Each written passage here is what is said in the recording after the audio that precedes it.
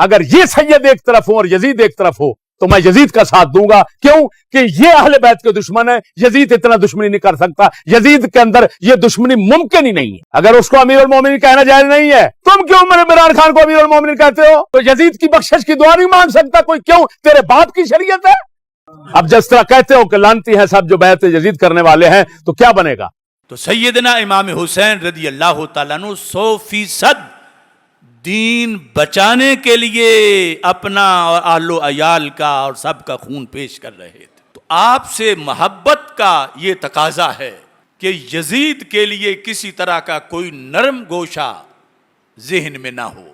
یہاں تک کہ یہ بات حضرت عمر بن عبدالعزیز رضی اللہ تعالی عنہ سے مروی ہے. ذہبی کی تاریخ الاسلام بڑی تاریخ ہے, بہت زیادہ اس کی جلدیں ہیں. ہر سال کے لحاظ سے شروع سے لے کر اپنی زندگی تک انہوں نے لکھا, یعنی رسول اکرم صلی اللہ علیہ وسلم کی ہجرت سے لے کر تو 61 ہجری سے لے کر 80 ہجری تک کے جو واقعات ہیں اس کے اندر انہوں نے لکھا سند کے ساتھ. نوفل بن ابی الفرات ان کا یہ قول ہے, اور ان تک امام ذہبی نے اپنی سند لکھی ہے. اور دوسری طرف یہ قول ابن حجر السوائق محرقہ کے اندر لکھا ہے, اور اس میں صفحہ نمبر 332 ہے. اور یاد رکھیں یہ وہی عمر بن عبدالعزیز ہیں جو بنی امیہ سے تعلق رکھتے ہیں. یہ بھی ذہن میں رکھیں کہ قبیلوں میں اچھے برے لوگ ہوتے رہتے ہیں. یہ بنی امیہ وہی ہے کہ جس کے ایک شخص کو اللہ کے رسول علیہ السلام نے اللہ کے حکم سے یکے بعد دیگرے اپنی 2 شہزادیوں کو ان کے نکاح میں دیا. اگر یزید پلید عنید مرید خبیث وہ بنو امیہ سے تھا تو سیدنا عثمان غنی جو خلیفہ ثالث ہیں اور رسول اکرم صلی اللہ علیہ وسلم کے دورے داماد ہیں, اور دامادوں کی عزت بڑی زیادہ ہوتی ہے اور دامادوں کے خاندانوں کو بھی پیش نظر رکھا جاتا ہے.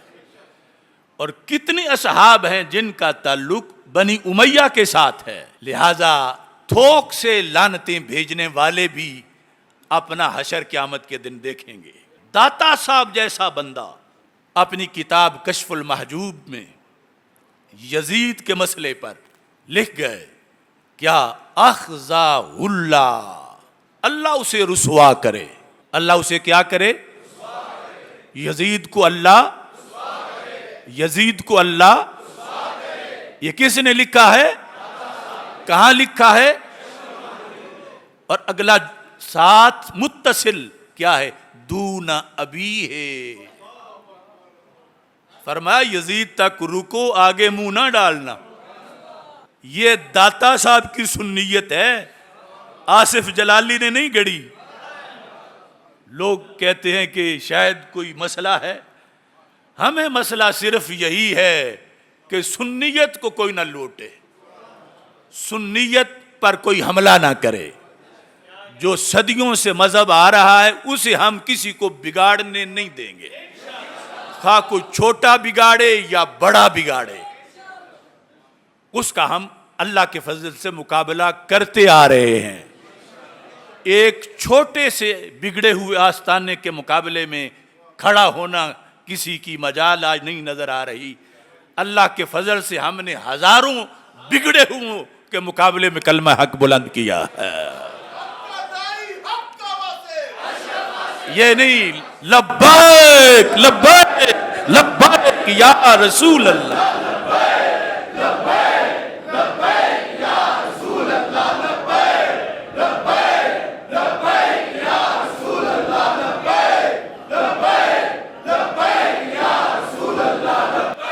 اب دیکھیے سند کے ساتھ نوفل کیا کہتے ہیں؟ کنت عند عمر بن عبد العزیز, میں حضرت عمر بن عبدالعزیز رضی اللہ تعالی عنہ کے پاس تھا, بیٹھا تھا. جن کو روافظ بھی آ کے گالیوں میں کچھ چھوٹ دے جاتے ہیں کبھی, لیکن ان کا تو مذہبی گالیاں دینا ہے.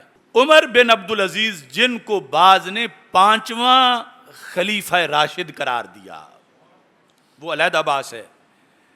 فذکر رجل، راوی کہتا ہے میں ان کے پاس بیٹھا تھا، کن کے پاس؟ حضرت عمر بن عبد العزیز کے پاس۔ تو کیا ہوا، ایک بندے نے وہاں یزید کا ذکر کیا، بنی امیہ کے عظیم فرزند حضرت عمر بن عبد العزیز جو اس وقت خلیفہ تھے، ان کے سامنے کسی نے یزید پلید کا ذکر کیا۔ اور ذکر کیسے کیا؟ کہتا ہے قال امیر المومنین یزید، یہ لفظ اس نے بولے۔ اب یہ بھی دھیان رکھنا، میں نے جو وہ لفظ بول لے ہیں نا، کسی نے یہ کاٹ کے کہنا ہے جلالی کہہ رہا ہے امیر المومنین یزید یعنی اتنی شیطانیت ہے آج، دیکھ لو آپ، اس نے یزید کو امیر المومنین بنا دیا ہے۔ تو اس بندے نے جو حضرت عمر بن عبد العزیز کے پاس بیٹھا تھا، اس نے ذکر کیا یزید کا، اور لفظ ساتھ لقب یہ امیر المومنین یزید۔ فقال، تو حضرت عمر بن عبد العزیز نے کہا تقول امیر المومنین، کہ تو اس گندے کو امیر المومنین کہہ رہا ہے؟ فوراً اسے سزا دلوائی، وَأَمَرَ بِهِ، حکم دیا جلاد کو کہ اس کو 20 کوڑے ابھی مارو۔ فَضُرِبَ 20 صَوْتًا، بنی امیہ کے اس عظیم فرد نے یزید کو امیر المؤمنین کہنے والے کو 20 کوڑے مروائے۔ لہذا حق مسلک سے پہچانا جاتا ہے، اور اس انداز میں یہ حقیقت ہے، اور اس پر اپنا مسلک رکھنا برقرار یہ بڑا اس وقت مشکل ہو رہا ہے۔ کیوں؟ ہم صراط مستقیم والے ہیں، کچھ ادھر سے حملہ کرتے ہیں، کچھ ادھر سے حملہ کرتے ہیں، چونکہ صراط مستقیم کی تعریف ہے کہ وہ درمیان میں ہوتا ہے، سیدھا ہوتا ہے، اور منزل کی طرف جانے کا شارٹ رستہ ہوتا ہے۔ تو اس لیے خوارج، روافض، نواصب، ان سب سے بچاؤ کے لیے ہم ہر کسی کو سامنے رکھ کے پھر اپنا مسلک رکھنا برقرار یہ بڑا اس وقت مشکل ہو رہا ہے۔ کیوں؟ ہم صراط مستقیم والے ہیں، کچھ ادھر سے حملہ کرتے ہیں، کچھ ادھر سے حملہ کرتے ہیں، چونکہ صراط مستقیم کی تعریف ہے کہ وہ درمیان میں ہوتا ہے، سیدھا ہوتا ہے، اور منزل کی طرف جانے کا شارٹ رستہ ہوتا ہے۔ تو اس لیے خوارج، روافض، نواصب، ان سب سے بچاؤ کے لیے ہم ہر کسی کو سامنے رکھ کے پھر اپنا مسلک اور موقف بیان کرتے ہیں۔